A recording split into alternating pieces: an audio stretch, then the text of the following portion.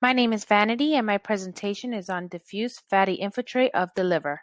Diffuse fatty infiltrate of the liver, also known as diffuse hepatic steatosis, is a medical condition caused by excessive accumulation of triglycerides within the hepatocytes. Where small amounts of lipids may accumulate in the liver, most individuals are asymptomatic. Diffuse fatty infiltrate of the liver is often idiopathic. However, several clinical disorders may result in this condition. Though still controversial, the male gender has been quoted as a risk factor.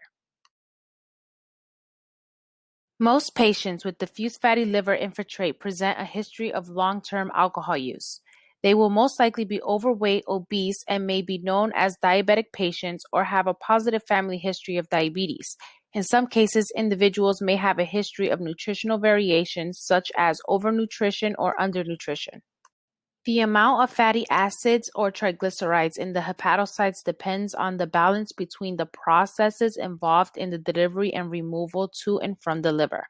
Accumulation of triglycerides may result from reduced mitochondrial fatty acid beta oxidation.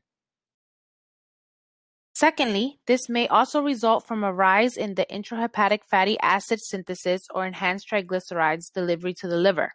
Lastly, there may be ineffective incorporation or exportations of triglycerides as very low density lipoproteins in the liver, resulting to subsequent diffuse fat infiltration.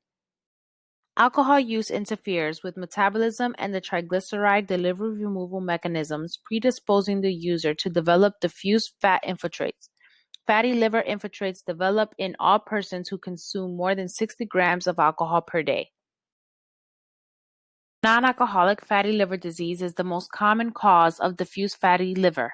The global prevalence of this disease stands at approximately 25%, and of these, about 41% of the patients progress to liver fibrosis. Non-alcoholic fatty liver disease can be classified into simple fatty liver disease or non-alcoholic steatohepatitis. Diffuse hepatic steatosis can be classified according to ultrasound findings. Where the liver's echo texture is as expected, the score is 0. In a score of 1, there is mild steatosis. In this category, there is a slight and diffusely elevated liver echogenicity. The diaphragm and the portal vein wall are normal. Moderate steatosis, score 2, there is a moderate rise in the liver echogenicity. In this category, there is a slight impaired appearance in the diaphragm and the portal vein wall. In the final category of severe disease, score 3, there is a marked increase in echogenicity, poor to no visualization of the diaphragm, portal vein wall, or the right lobe. In simple fatty liver, there is no significant inflammation of the liver despite the slightly elevated levels of triglycerides. Metabolism is spared and the patient is asymptomatic. In the other classes of the disease, a clinical assessment may reveal hepatomegaly. This may cause pain and discomfort in the right upper quadrant of the abdomen. In the case of steatohepatitis, the patient may present with fevers, nausea and vomiting, jaundice, and abdomen pain discomfort.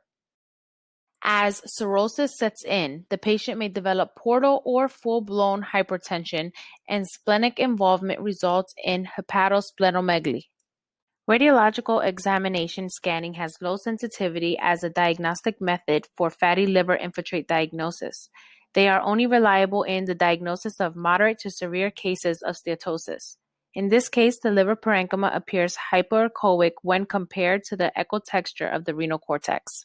Diffuse fatty liver infiltrate also hinders visualization of the deep portions of the liver and the diaphragm. Through CT scan imaging with the non-contrast CT scan, there is observable hypoattenuation relative to the spleen. This is often confirmed by hyperintense or signal dropout during MRI scanning. In mild and moderate steatosis, the condition is often reversible. The rate of progression of the disease is dependent on alcohol cessation, glycemic control, and the severity of hepatitis C infection in those with the virus. However, after the development of fibrosis and cirrhosis, the quality of life is largely dependent on the amount of tissue left at the point of intervention. Complications of the condition include variceal bleeding, ascites, encephalopathy, and hepatorenal failure.